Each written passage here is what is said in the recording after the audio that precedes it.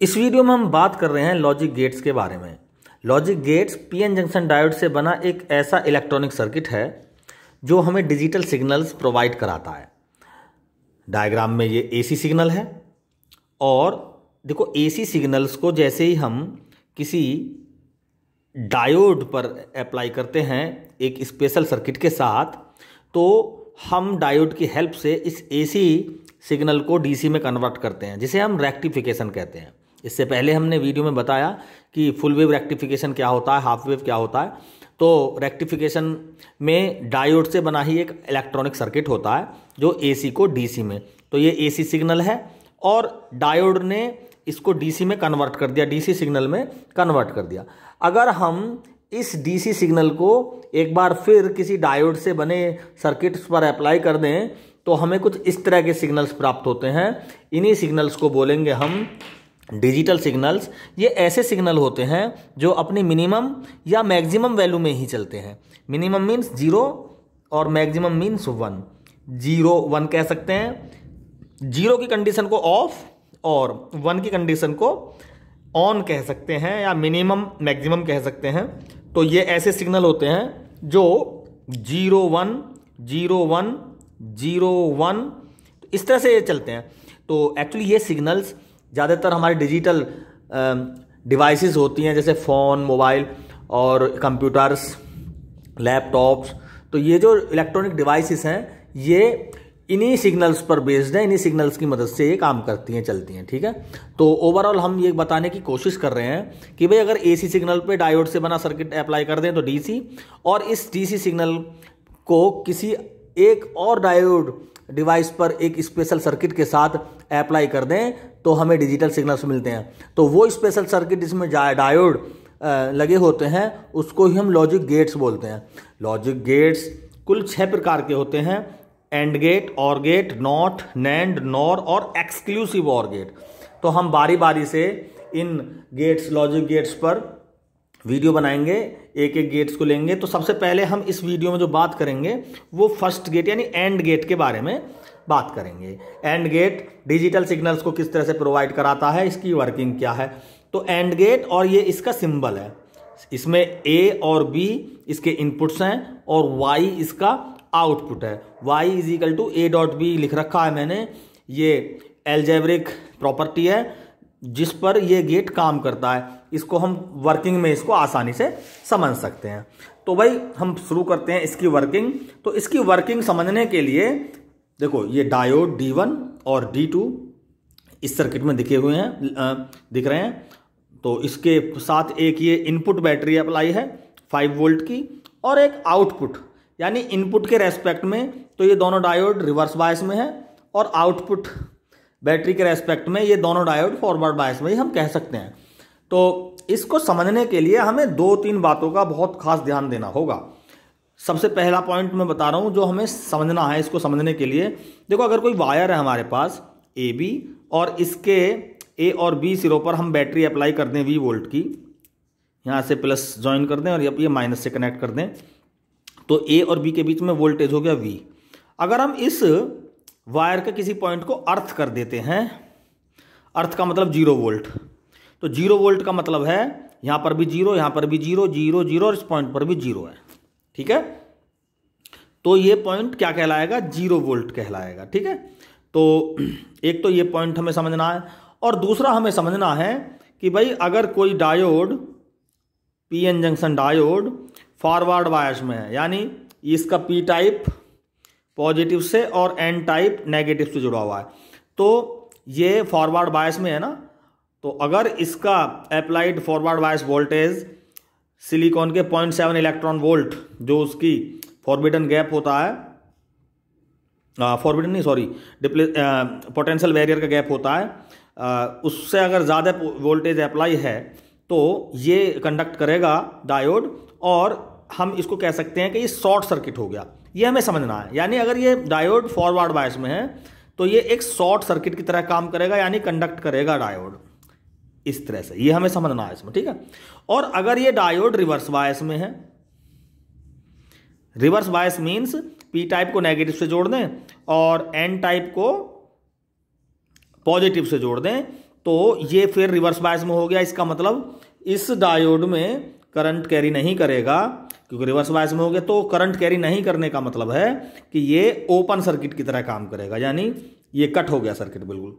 ठीक, तो हमें ये 2-3 पॉइंट इसको समझने के लिए समझने पड़ेंगे। ठीक है, एक तो ये, अगर किसी पॉइंट को हम जीरो अर्थ से कनेक्ट कर दें तो उस पॉइंट का वोल्टेज जीरो होगा, और फॉरवर्ड बायस में शॉर्ट सर्किट की तरह काम करेगा, रिवर्स बायस में ये ओपन सर्किट की तरह काम करेगा, करंट नहीं कैरी होगा इसमें। ठीक है, ये 2-3 बात हमें समझनी होंगी इसमें। अब आते हैं इसकी वर्किंग के बारे में बात करेंगे। ठीक है, कि इसकी वर्किंग कैसे होती है। तो भाई ये डायोड D1 और डायोड D2, इनपुट A और B। तो देखते हैं, हम इनपुट देंगे बारी बारी से। अब देखते हैं आउटपुट में हमें क्या मिलता है। तो हम सबसे पहले A पर भी 0 और B पर भी 0 देते हैं। ठीक है, A पर भी 0 लगा दिया हमने, यानी कोई बैटरी से कनेक्ट नहीं कराया, और B पर भी 0 वोल्ट। 0 वोल्ट का मतलब ओबियसली इसको अर्थ से कनेक्ट कर दिया होगा, क्योंकि अर्थ से 0 वोल्ट का मतलब होता है अर्थ से कहीं ना कहीं कनेक्शन मिल गया इनको, A और B को। ठीक है, जब ये A और B जिस समय 0 वोल्ट पर हैं, तो ये D1 और D2 दोनों डायोड ही इस 5 वोल्ट बैटरी के रेस्पेक्ट में फॉरवर्ड बायस में होंगे। फॉरवर्ड बायस मीन्स ये एक शॉर्ट सर्किट की तरह काम करेगा। हम इसको सीधी लाइन से इस तरह से जोड़ सकते हैं। ठीक है, D1 और D2 दोनों डायोड शॉर्ट सर्किट की तरह काम करेंगे, तो ये क्या हो गया, शॉर्ट सर्किट हो गया। यानी इस कहने का मतलब यह है कि 0 वोल्ट है, अर्थ से कनेक्टेड है, तो यहां पर भी 0, यहां पर भी 0, 0, 0, 0, इस पॉइंट पर भी 0 होगा। ठीक है, इस पॉइंट पर भी 0, और इस पॉइंट पर भी अगर 0 वोल्ट है तो Y पर क्या मिलने वाला है, 0 मिलेगा। तो हम Y पे लिख देंगे 0।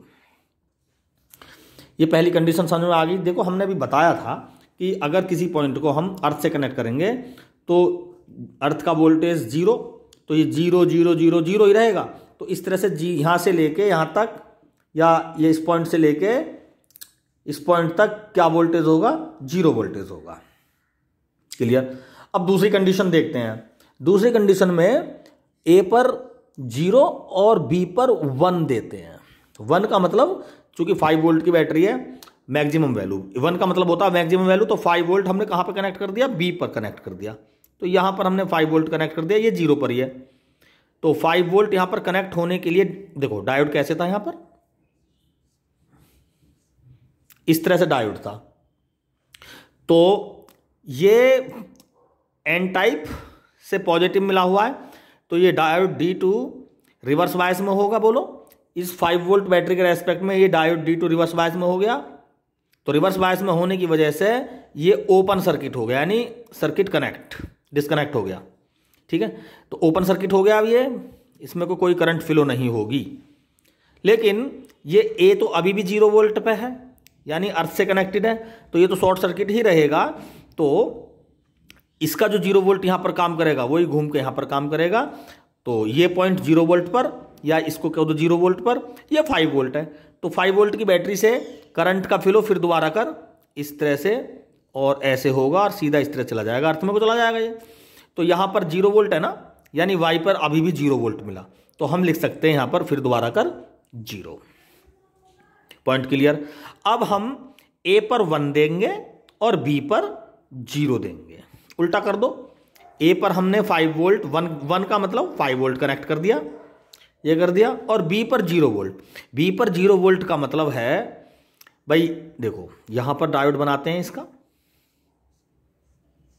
ये डायोड बन गया इसका, और यहां पर इसका डायोड बनाते हैं।